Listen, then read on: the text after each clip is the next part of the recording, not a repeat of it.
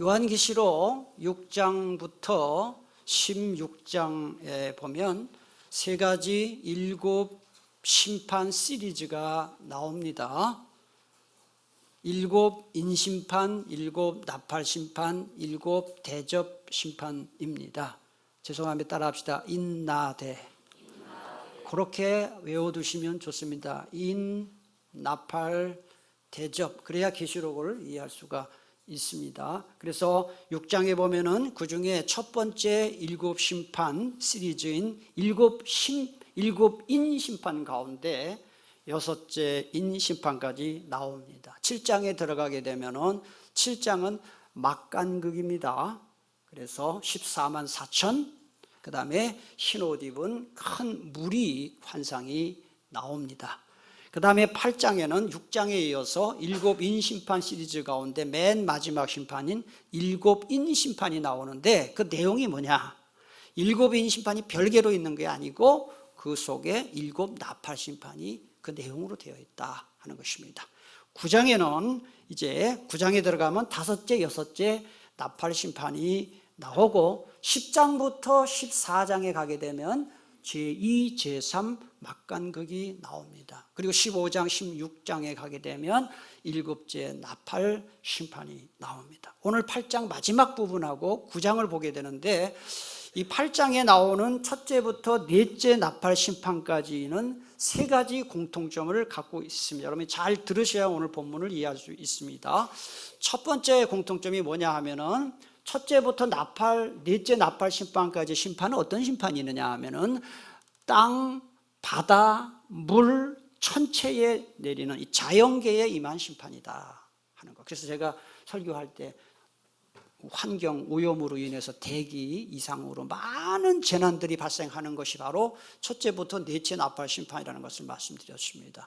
두 번째는 어떤 공통점이냐 하면은 이집트를 이스라엘 백성들이 탈출할 때 하나님이 이집트에 내린 10가지 재앙과 비슷한 재앙이 내린다 하는 것을 말씀드렸고, 마지막 세 번째 공통점은 뭐냐 하면은 이 세상 전부에 내리는 심판이 아니라 3분의 1 부분적이고 국지적 심판이다 하는 공통점이 있습니다. 오늘 9장에 나오는 다섯째와 여섯째 나팔 심판을 간략히 말씀을 드리면은 이 9장에 나온 다섯째와 여섯째 나팔 심판은 8장에 나오는 심판과는 달리 인간에게 직접 심판하는 겁니다. 자연을 심판하는 것이 아니라 인간을 심판하는 것이다 하는 것이고, 그 다음에 두 번째로는 다섯째 나팔 심판은 악인들, 불신자들을 죽이지는 않고 괴롭게만 하는 심판이다. 5절 나와요. 괴롭게만 하는 심판인 반면에 여섯째 나팔 심판은 죽이는 심판이다. 15절에 보면 나와 있습니다. 이제 오늘 8장 13절을 제가 한번 다시 봉독하겠습니다.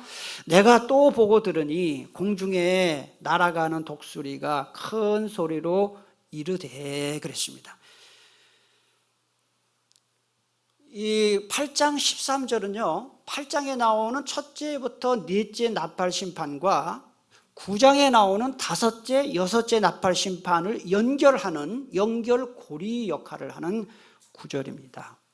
그래서 넷째 나팔 심판 계시를 본 사도 요한이 무슨 계시를 보았냐 하면은 공중에 날아가는 독수리 환상을 보게 되는 것입니다. 이 공중에 날아가는 독수리라는 말은 어떤 뜻이냐 하면은 지구상에 사는 모든 사람들이 다 볼 수 있을 만큼 높이 떠 있는 독수리를 말하는 것입니다. 그런데 이 독수리는 큰 울음소리를 내고요, 그 다음에 신속하게 날고요, 엄청난 공격 능력을 갖고 있는 새이기 때문에 이 그리스와 로마 사람들은 독수리 하면 뭘 생각했느냐? 신의 계시를, 신의 뜻을 전하는, 신의 뜻을 계시하는 새다, 그렇게 생각을 했습니다. 뿐만 아니라 그리스 로마 사람들은 그리스 신화에 나오는 신들 중에 최고의 신, 여러분 무슨 신인지 아세요? 제우스입니다. 제우스를 상징하는 새가 바로 독수리입니다. 그리고 로마 제국 가운데 있는 사진이 로마 제국의 엠블럼입니다. 로마 제국을 상징하는 새는 독수리입니다. 그 다음에 오늘날 세계 최강대국인 미국이 로마 제국의 흉내를 내고 있잖아요. 그래서 미국도 상징하는 엠블럼이 바로 독수리다 하는 것입니다. 그런데 이 성경에서는 그럼 독수리가 어떻게 쓰였느냐? 독수리의 특징이 무엇입니까? 사람이 죽은 시체에 몰려들고 짐승의 죽음에 몰려드는 새이기 때문에 성경에서 독수리는 하나님의 심판을 상징한다. 하나님의 심판을 상징하는 새입니다. 그런데 이 공중에 날아가는 독수리가 땅에 사는 자들에게 화가 임할 것을 선포했습니다. 여기 땅에 사는 자들이 누굴까요? 13절 땅에 사는 자들이라는 표현이 요한계시록에 10번 나와요. 이 땅에 사는 자들이라는 것은 하나님을 대적해서 우상을 숭배하고 경배하고 따르는 추종하는 불신자들을 말하는 것입니다. 그러니까 요한계시록에서 땅에 사는 자들이라 그러면 신자는 포함하지 않고 불신자들을 표현할 때 이런 표현을 쓰는 것입니다. 그런데 여기 보니까 이 불신자에게 임할 심판을 화라고 3번씩이나 반복한 이유가 무엇일까 하는 거예요.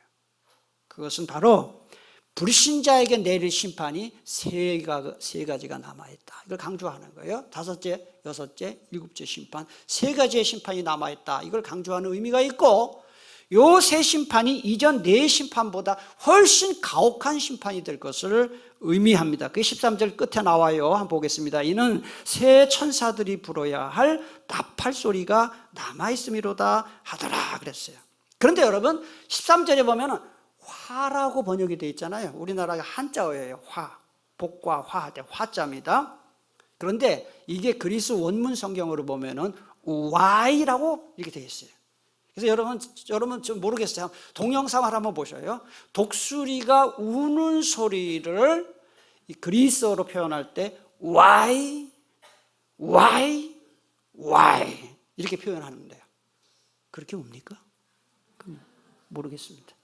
하여튼 그게 바로 이 Y 이게 독수리가 우는 소리를 가장 가깝게 표현한 것이 바로 Y인데 우리말로 그걸 화라고 표현을 한 것이죠. 그런데 1절을 한번 보겠습니다. 5째 천사가 이제 다섯째 나팔 심판이 나옵니다. 나팔을 불매 내가 보니 하늘에서 땅에 떨어진 별 하나가 있다.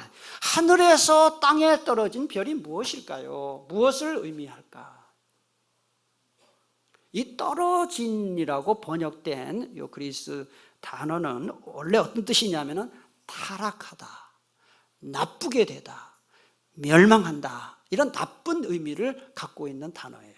제가 여러분에게 한번 질문을 할게요. 여러분 꿈을 꿨는데 꿈속에서 별이 떨어졌어요. 좋은 꿈일까요? 나쁜 꿈일까요? 보통 나쁘게 생각하지요. 그래서 이 고대 근동지방에서도 꿈속에서 땅에 떨어지는 별이 있으면 나쁜 일이 있을 것이다, 그렇게 생각을 했고요. 그 다음에 유대 묵시문학과 이 요한계시록에서 이 떨어지는 별은 뭘 의미하느냐? 그는 타락한 천사, 그 다음에 사탄, 그리고 마귀를 상징합니다. 제가 여러분에게 한번 질문 하나 할게요. 사탄, 마귀, 귀신, 악마, 어떻게 달라요? 다릅니까? 같은 겁니까? 조금 잘 들어보세요. 사탄, 마귀, 귀신, 악마.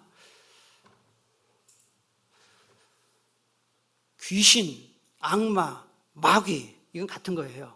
그런데 사탄은 대장입니다. 사탄은 왕입니다.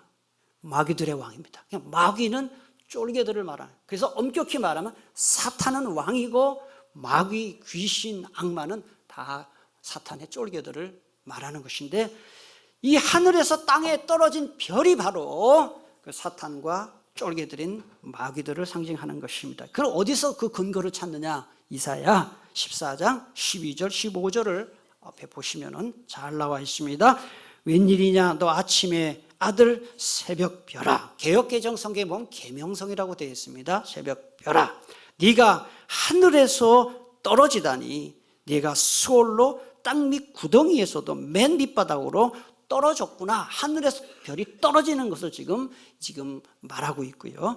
예수님이 놀랍게도 별이 떨어지는 걸 얘기했습니다. 누가복음 10장 18절 예수께서 이르시되 사탄이 하늘로부터 번개같이 떨어지는 것을 내가 보았다. 여기 누가 떨어진다 그랬습니까? 예수님이 하신 말씀이에요. 여러분 오늘 성경 잘 놔두시고요. 조금만 뒤로 가시면 12장 9절을 한번 보셔요. 12장 9절.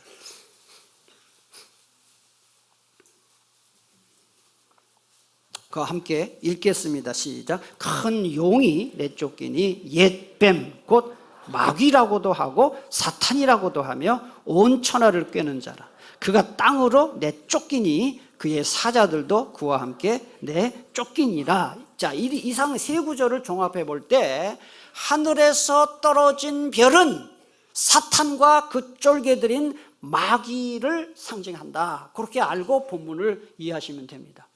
요즘 세상에 달나라도 가고 화성도 가는 세상에 무슨 마귀가 어디 있어? 마귀가 어디 있어? 그 정신 나간 소리 하지 말라고 그렇게 말하는 사람들이 있어요. 심지어는 예수 믿는 그리스도인들 중에도 마귀의 존재를 부인하는 사람들이 있습니다. 여러분 기억하세요. 하나님이 반드시 살아계신 것처럼 마귀도 있어요. 반드시 마귀가 있어요. 하나님을 믿지 않는 한 학생이 어떤 목사님에게 질문했습니다. 목사님, 나는 마귀의 존재를 믿을 수 없습니다. 목사님이 아주 멋있게 대답했어요. 당신이 마귀를 못 보는 이유가 궁금하지요? 네, 알려드릴게요. 그거는 당신이 마귀와 같은 방향으로 걸어가고 있기 때문입니다. 그랬어요. 여러분, 누군가 같이 앞을 보고 걸어가잖아요. 그 사람의 얼굴을 못 봅니다. 그러나 예수 믿는 사람들은 시시때때로 시험을 받습니다. 마귀의 유혹을 받습니다.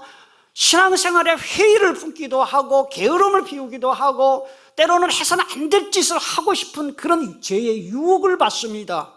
때로는 신앙생활 다 때려치고 싶은 마음이 들기도 합니다. 사는 게 너무 힘들면 하나님이 어디 있어? 내가 예수 믿는 거 이거 헛것이야 라는 생각이 들기도 합니다. 누가 그렇게 하는 건가요? 마귀가 하는 것입니다. 그러면 우리는 살면서 내 삶에서 자꾸 이렇게 신앙생활을 못하게 하고 믿음 떨어지게 만드는 존재가 있다는 것을 항상 기억하며 살아야 되는데 그 존재가 바로 마귀다 하는 거예요. 1절 하반절을 보니까요. 그 별 하나가 사탄입니다. 그가 무저갱의 열쇠를 받았다 그랬어요. 참 어려운 말이 나와요. 이 계시록이 이래서 어려운 거예요. 잘 정신을 똑바로 차리고 들으셔야 됩니다. 이 무저갱이 뭐냐 하는 거예요. 이 무저갱이라는 말이 이 한자어잖아요. 없다는 뜻이죠. 바닥이라는 뜻입니다. 바닥이 없다. 갱할 때 갱도할 때 갱자 아닙니까? 그래서 이걸 그리스어는 아비소스라고 부르는데 여기에서 영어 에비스가 나왔잖아요.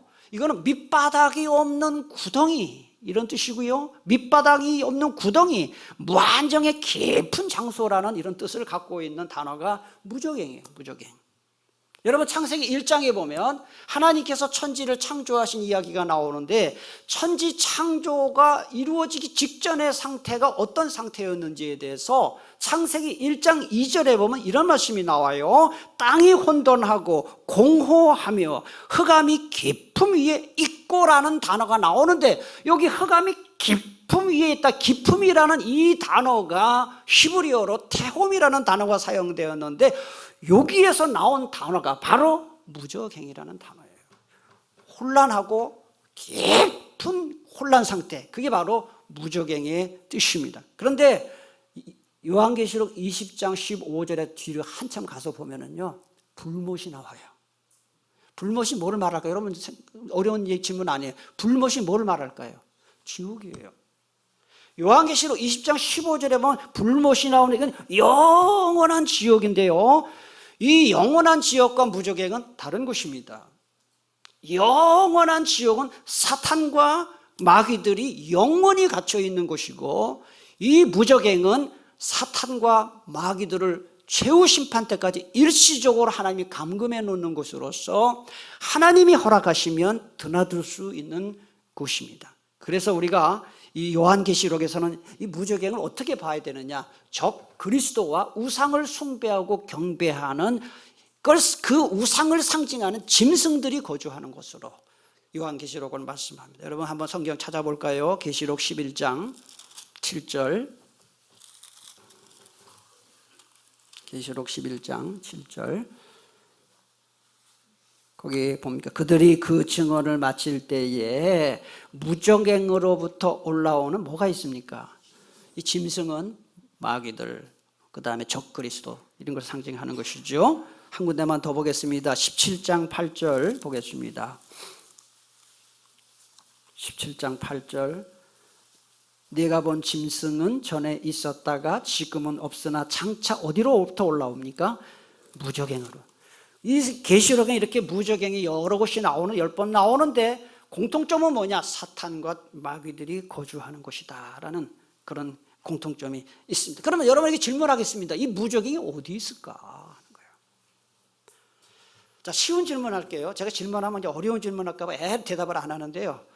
여러분, 사탄, 마귀, 귀신, 악마 뭐 다 같은 말입니다만은 요는 이 마귀, 귀신, 악마 몸이 있습니까? 없습니까? 없어요. 귀신 봤다 그러면 안 돼요. 몸이 없어요. 육체가 없어요. 영만 있어요. 따라서 영만 있는 존재들을 가둔다. 가둬놓은 감옥이 있다. 이건 공간적인 개념 아닙니다. 물리적인 개념 아닙니다. 지역적인 개념이 아니고 이건 뭘 말하느냐?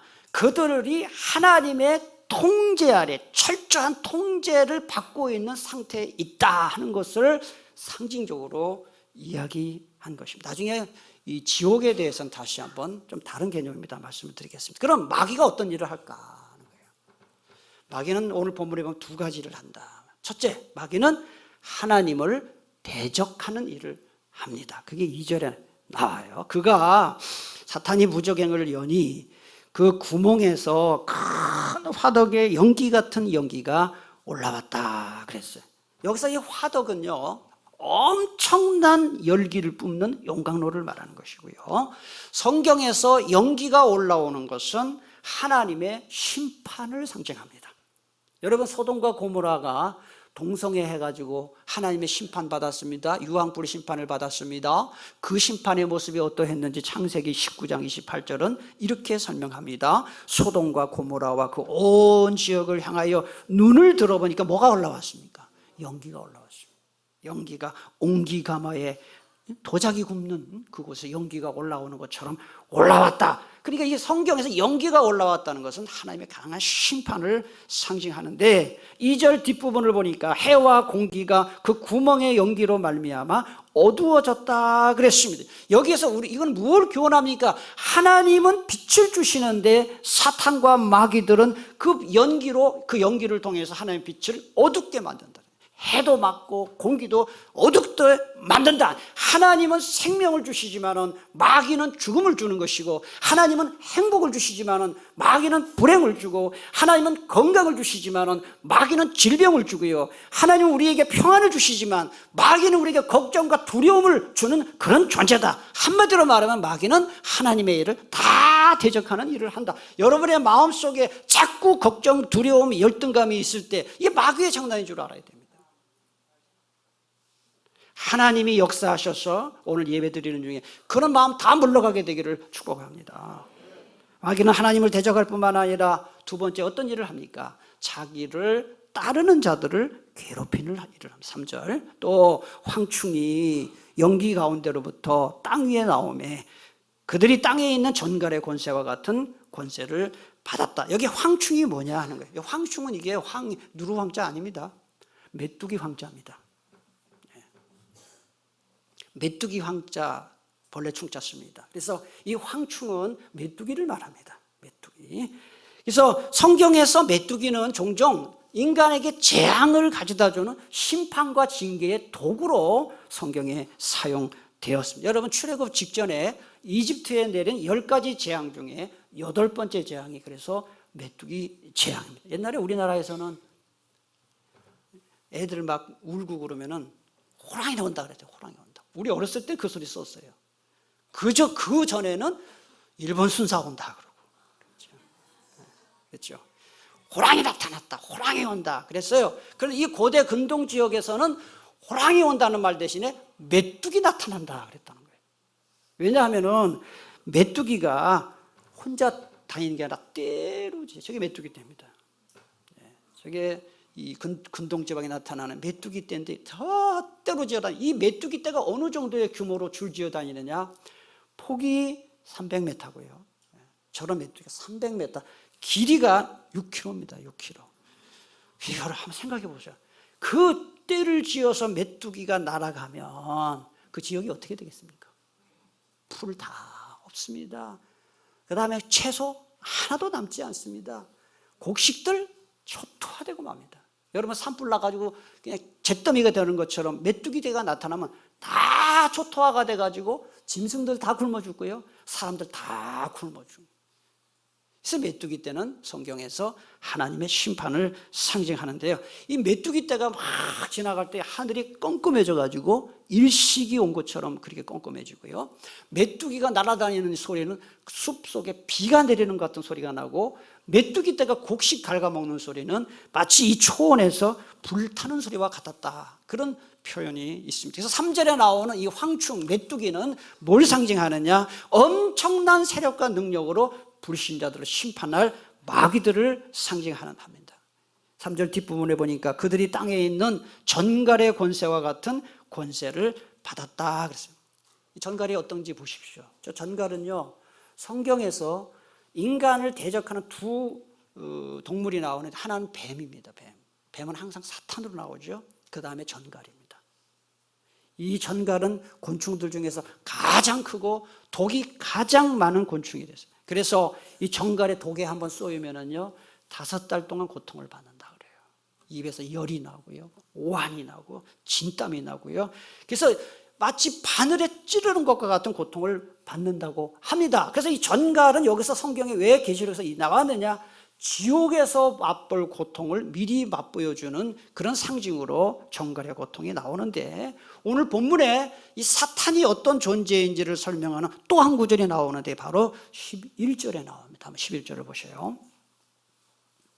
우리 11절을 우리 함께 봉독하겠습니다. 그들에게 왕이 있으니 무적행의 사자라. 히브리어로는 그 이름이 아바돈이요, 헬라어로는 그 이름이 아볼루온이더라. 여기 무적행의 사자라 그랬죠. 이 사자라는 걸 천사를 가리키는 거예요. 타락한 천사, 무적행을 다스리는 타락한 천사 사탄. 그래서 이 이름이 뭡니까? 아바돈. 앞에 보시면은 이 히브리어로 아바돈이고요, 헬라어 그리스어로는 아볼루온 이렇게 되어 있습니다. 이 아볼루온이라는 말을 그리스어로 원문으로 보면 아폴리온입니다. 아폴리오 하면은 파괴한다는 뜻입니다. 그래서 아바돈과 아볼루온의 뜻이 뭐냐 하면은 뭐예요? 파괴자라는 뜻입니다.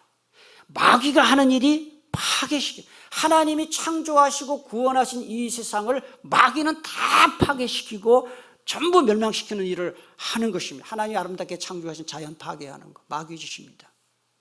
그 다음에 이 사람들의 신앙을 파괴하고, 사람의 마음을 파괴하고, 사람의 감정을 파괴하고, 가정을 파괴하고, 교회를 파괴하고, 인간관계를 파괴하는 것, 전부 이게 마귀의 역사예요. 요즘 보면 사람들이 다 외로워해요, 고독해해요. 여럿이 같이 있는 것 같은데 말을 할 사람이 없어요. 관계가 다 파괴됐어요. 가족 간에도 관계가 파괴되고, 마귀의 역사입니다. 마귀의 역사. 여러분, 예수님 믿지 않고 마귀를 따르면 마귀들이 자기 따라오는 사람 잘해줘야 되잖아요. 근데 마귀들은 자기들을 따라오는 사람들을 괴롭히는 것입니다. 그래서 추종자들을 괴롭힌다는 점에서 이 악독 기업주들, 마귀의 하수인입니다. 독재자들, 마귀의 하수인이죠. 특별히 무당이라든지 점쟁이라든지 관상쟁이라든지 이단 교주들 전부 마귀의 하수입니다. 왜냐하면 그건 파괴시키는 일을 하기 때문에 그렇습니다. 여러분, 재미로라도 점 보지 마세요.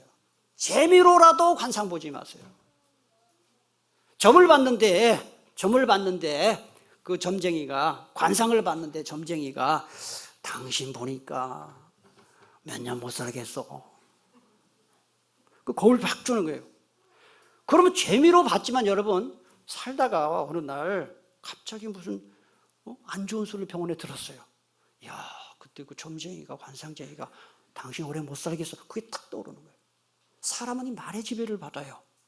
관상을 봤는데 당신 지금 있는 그 남편 아내는 당신이 안 하고 궁합이 안 맞아. 뭐 그런 소리 또 예를 쳐요. 그러면은 조금만 어려운 일 당하면 그 사람 말이 맞나 보다. 그랬다는 것입니다. 마귀의 역사예요. 제가 시골에 살 때에 바로 저희 옆집에 앞집에 저희 어머니 또래의 아주머니가 계셨는데 무당이에요. 무당. 원래부터 무당 아니었어요. 그냥 평범한 사람이었어요. 그런데 어느 날 막 구타러 다니더라고요. 그래서 알고 보니까 무당에 두 종류가 있는 거 아시죠? 신내린 무당이 있고요, 학습무가 있어요. 그걸 강신무는 신이 내린 무당이고, 그래서 강신무인지 아닌지 뭘 보면 금방 알 수 있느냐? 신 내린 무당은 작두 타요. 닭두 아세요? 구슬할 때 시퍼런 날에선 작두 위에 올라가서 막 나비처럼 날아다니는데 잘 날아다니고 발이 하나도 안 배. 신 받은 거예요. 마귀의 역사예요. 근데 강신무는 그 짓 했다가 발 다 잘려주네. 학습무는 배워서 하는 보다 그거 못해요. 그런데요, 저는 바로 이웃집이었으니까 알죠. 엄마가 무당인데 딸이 또 무당이 됐어요. 물어보니까 딸도 신받았다는 거예요. 네, 여러분, 제가 여러분께 여쭙겠습니다. 무당이 늘 마음에 평안하고 기쁨이 있을까요? 굉장히 고통받습니다. 그래서 구술을 안 하면 맨날 누워 있습니다. 아니, 마귀가 자기 추종자들을 잘 대해줘야지 굿 안 하면은 그냥 맨날 시름시름 누워 있다가 굿만 하면은 언제 그러냐는 듯이 또 막 덩실덩실 저는 이제 우리 부모님이 그러지 말라 그랬는데 굿부로 많이 뭐래 뭐 가면 뭐 먹을 게 있잖아요, 뭐 이렇게. 그러면 또 어떤 때는 알아요. 여기 뭐 잘 이게 뭐가 신발이 안 쓴다고 그러고 뭐 예수 믿는 사람 나가라고 그러고 그냥 안 믿는 척하고 그냥. 그러니까 이게 여러분, 마귀를 따르는 추종자들을 마귀가 잘 대해줘야 되는데 괴롭히는 거예요. 그래서 이러지도 못하고 저러지도 못하고, 제가 아는 그분은 그 아주머니 그 딸이 다 요절했어요. 제 명을 살지를 못합니다. 참 마귀 역사가 무섭구나. 이단에 빠진 사람들 보세요. 이단에 빠진 사람들 중에 행복해진 사람 있나 보세요. 몸 뺏기고 돈 뺏기고 가정 파괴되고 사회에서 고립되고. 여러분, 마귀는 이처럼 인간의 육체도 망가뜨리고 영혼도 망가뜨리고 정신도 망가뜨리고 가정도 파괴시키고 모든 것을 파괴시키는 존재가 바로 마귀예요. 그럼 우리는 마귀를 두려워해야 되느냐? 그렇지 않습니다. 밤마다 마귀에게 가위 눌린다고 하는 사람이 있어요. 저한테 온 사람도 있었어요. 목사님, 잠을 자려면 막 가위 눌려가지고 막 잠을 못 자는, 무서워가지고. 여러분 기억하세요. 예수 그리스도께서 이 세상에 오신 것은 바로 이 마귀를 멸하시기 위해서 오셨어요. 그 성경이 나오지요? 어디에 나옵니까? 성경 말씀 보시면은 요한일서 3장 8절에 나와요. 그러면 하나님의 아들이 예수님이죠. 하나님의 아들이 나타나신 것은 왜 나타나셨다 그랬어요? 마귀를 멸하기. 우리가 마귀를 두려워할 이유가 없는 이유가 오늘 본문에 보면은 나오는데요. 자, 1절 끝에 보면은 사탄이 무적행의 열쇠를 어떻게 했다 그랬어요? 받았다고 했어요. 누가 주었을 거 아니에요. 하나님이 주신 거예요. 사탄이 마음대로 날뛰는 거 아니에요. 하나님의 권세를 줘야 받는 거예요. 그 다음에 3절 끝에도 보면은 마귀들이 땅에 있는 전갈의 권세와 같은 권세를 어떻게 했다 그랬습니까? 받았다 그랬어요. 그러니까 불신자들을 괴롭히는 심판 권세를 하나님이 주셔야 받는 거예요. 그 다음에 4절을 보니까 불신자들을 괴롭히는 권한을 주는데 뭔 해야지 말고 뭘만 해야라. 다음 주에 제가 말씀드릴 건데요. 대상자도 하나님이 다 정해 주셔요. 그 다음에 5절 10절도 보면은 심판 기간도 하나님이 다 정해 주셔요. 5절 10절에 보니까 얼마 동안 괴롭히라 그랬어요? 5달 동안. 그러므로 우리는 마귀 두려워할 필요 없어요. 우리 예수님께서 이 세상에 오신 일은 마귀를 멸하기 위해서 오셨는데, 예수님이 마귀를 멸하실 뿐만 아니라 우리에게 마귀의 유혹과 마귀의 공격을 물질 수 있도록 4대 무기를 주셨습니다. 그 첫 번째 무기가 뭐냐 하면은 예수님의 이름이에요. 예수님의 이름. 마가복음 16장 17절 보세요. 믿는 자들에게는 이런 표적이 따르리니 곧 그들이 내 이름으로, 내 이름은 누구의 이름이에요? 예수님의 이름으로 어떻게 한다 그랬어요? 귀신 쫓아낸다 그랬어요. 여러분, 예수님의 이름이 얼마나 강력한지요, 마귀도 예수님의 이름 앞에서는 벌벌 떱니다. 저는 목회 우리 교회 와서 하면서 참 감사한 게, 우리 교회에서 제가 목회하는 동안에 귀신 들린 사람이 한 명도 없었어요. 그래서 귀신 쫓을 일이 없었어요. 내가 오면서도 그런 기도 했어. 나 귀신 쫓을 일이 없게 해달라고 했는데, 제가 그런 기도를 왜 했느냐, 제가 부목사 서울의 삼양교회에서 3년 반을 했어요. 그 교회는 귀신 들린 사람이 많았어요. 그 삼양동이 예전에 골짜기였어요. 그 산동네 그 재개발 지역에 제가 거기 교구 목사를 했는데, 그래가지고 맨날 무슨 뭐 기도원에 기도하러 간다고 밤 기도한다고 그런 사람들이 많았어요. 소위 말하는 영파가 많았어요. 영파가. 그러다 보니까 이상한 귀신 들려와가지고, 제가 교구 목사인데 그 식구들 중에 어떤 연세도 한 50, 60 되신 어떤 여자 교우님이 내가 신방을 갔는데 아저씨 왜 왔어? 막 이러는 거예요, 나한테. 그 귀신 들렸어요. 그래가지고 귀신 쫓는 우리 담임 목사님 자기가 좀 가지, 나보고 맨날 가라고 그래가지고 귀신 쫓으러 많이 다녔어요. 그런데요, 제가 그때 귀신 쫓는 경험을 그때 한 것이죠, 부목사. 그래서 가서 찬송 부르고 막 말씀 전하고, 그리고 한 보름 만에 귀신이 나가는데 제가 그때 처음 경험한 거예요. 다른 거 없더라고요. 예수 그리스도의 이름으로 명하노니 귀신은 나가라 하는데 한 보름 만에 나가더라고요. 보름 만에. 그래서 제가 그때 느낀 거예요. 예수님의 이름의 권세가 얼마나 큰가. 여러분, 마귀가 여러분의 마음속에 자꾸 두려움을 주고 불안한 마음을 주고 할 때 예수님의 이름으로 쫓으시기를 축복합니다. 두 번째 주신 무기가 뭡니까? 예수님의 보혈입니다. 십자가의 보혈입니다. 로마서 5장 9절에 보니까 이제 우리가 그의 피로 말미암아 그랬습니다. 피로 말미암아. 마귀는 우리를 자꾸 죄책감을 가지고 공격합니다. 너 죄인이야. 너 그따위로 살면서 교회 가서 예배 드려 예배 받을 것 같아. 하나님 안 받아. 너 그따위로 살면서 기도하는 그 기도 예수님 하나님이 안 들어주셔. 자꾸 우리를 정죄합니다. 그때 예수님 말씀하십니다. 맞아, 너는 죄인이야. 하지만 네 모든 죄가 내가 십자가에서 피를 흘릴 때 다 사해졌다. 예수님이 그렇게 말씀하시는 거예요. 그래서 여러분, 특별히 질병으로 고통받는 분들 또는 마음의 상처와 두려움으로 고통받는 분들은 특별히 보혈 찬송을 많이 부르셔요. 찬송가에 보면 예수님의 보혈을 찬송하는 게 많이 나와요. 이 보혈 찬송이 참 능력이 있어요. 제가 귀신 쫓는 얘기를 했는데요, 제가 2명 귀신을 쫓아왔어요. 근데 귀신 쫓으러 갔을 때 제일 많이 부른 찬송이 예수님의 십자가의 보혈 찬송입니다. 보혈 찬송을 많이 부르. 보혈 자체의 능력이 있습니다. 생명이 있고 능력이 있기 때문에 사랑하는 교우 여러분들도 여러분의 가정에 자꾸 악령의 역사하고 마귀 마음속에 악령의 역사할 때 보혈 찬송을 많이 불러서 다 쫓아낼 수 있기를 축복합니다. 예수님이 주신 세 번째 무기가 하나님 말씀입니다. 여러분, 마귀는 예수님도 시험했어요. 예수님 공생의 초기에 시험했죠. 그럴 때마다 예수님이 어떻게 쫓아냈나요? 기록되었을 때 구약 성경에 이렇게 기록되었다 하면서 말씀으로 쫓아냈잖아요. 자, 그 말씀 요한일서 2장 14절에 나오는데요, 아주 귀한 말씀이 나와요. 우리 함께 요한일서 2장 14절 읽겠습니다. 하나님의 말씀이 너희 안에 거하시며 너희가 흉악한 자를 말씀이 흉악한 자를 이기게 한다 했어요. 그 말씀으로 어떻게 우리가 귀신을 물질 수 있고 마귀를 물질 수 있나요? 말씀을 많이 암송하세요.